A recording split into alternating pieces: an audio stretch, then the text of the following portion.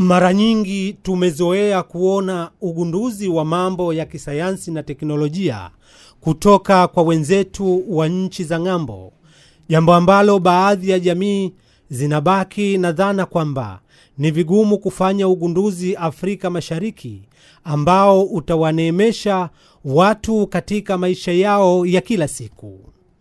Na wengine wamekuwa wakiamini kuwa ugunduzi wowote ule unafanywa na mzawa, kwamba hautakuwa na tija kwa jamii, jambo ambalo linachangiwa na ukiritimba kwamba Mtanzania hawezi kuwa mgunduzi. Mtazamaji, unaiona nyumba hii?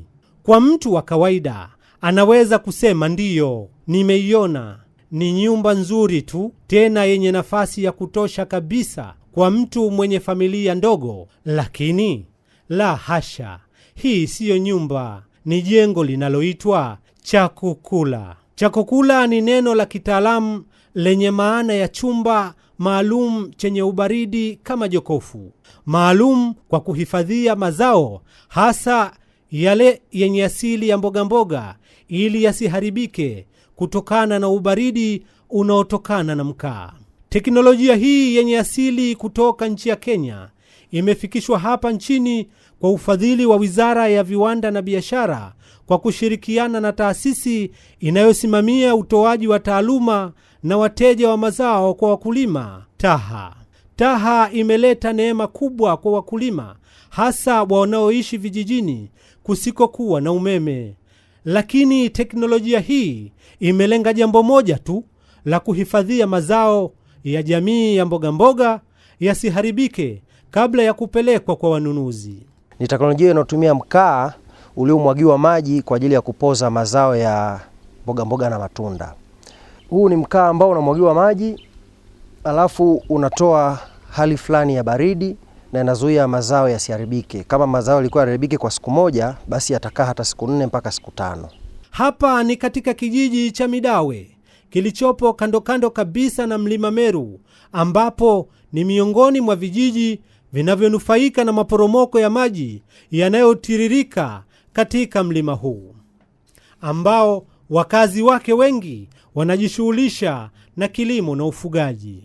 Kupatikana kwa teknolojia ya Chakukula katika eneo hili imekuwa mkombozi kwa wakulima wanaojishughulisha na mazao ya mboga mboga kwa ajili ya kuuza ndani na nje ya nchi. Tumepata faida kubwa sana kutokana na hili jengo.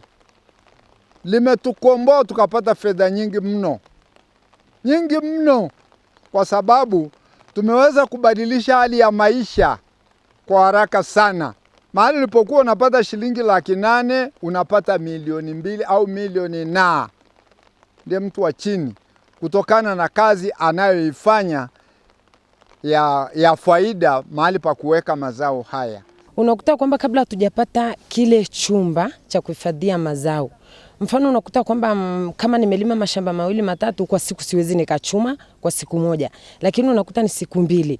Kwa hiyo inabidi kwamba nikichuma ya mazao ya leo naenda na hifadhi pale, kesho unakuta bado yako original vile vile. Kwa hiyo inakuwa kwamba inakuwa haijaniingizia hasara ya aina yote, kwa sababu mwanzo tulivyokuwa hatuna hicho chumba tulikuwa tunaweka kwenye shina mti, jua linakuja linachoma, ikisha choma haifai tena, tunarudishwa reject, tunachukua tunaenda kumwaga.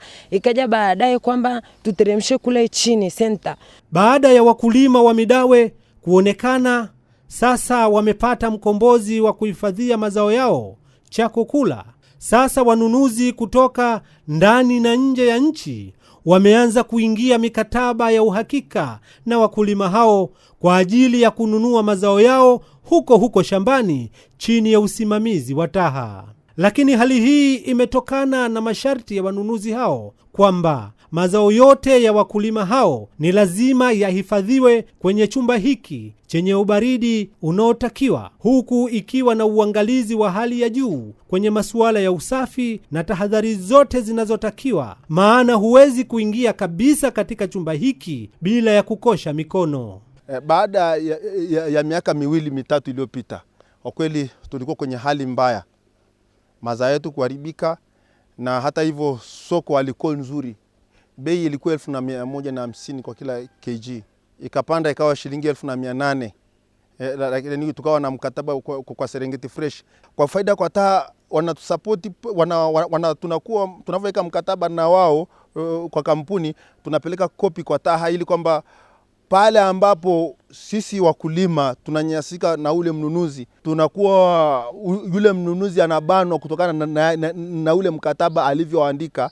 Kutokana na mafanikio wanayoyapata wakulima hawa wa kilimo cha mboga mboga sasa katika eneo hili, ni nadra sana kuona nyumba ya matope, kwani kila mmoja amejijengea nyumba ya kisasa, huku pembeni mwa nyumba zao kukiwa na banda la mifugo, na wengine wakiziacha nyumba zao za zamani zibakie katika maeneo yao kama kumbukumbu tu. Kama watu wengi wangejengewa yakaenea nchi nzima, kweli watu wengi wangekuwa wako mbele, kwa sababu baada ya kuwa hili jengo limejengwa hapa na watu wamejisikia kulima hiki kilimo, wengi tuko mbele vizuri.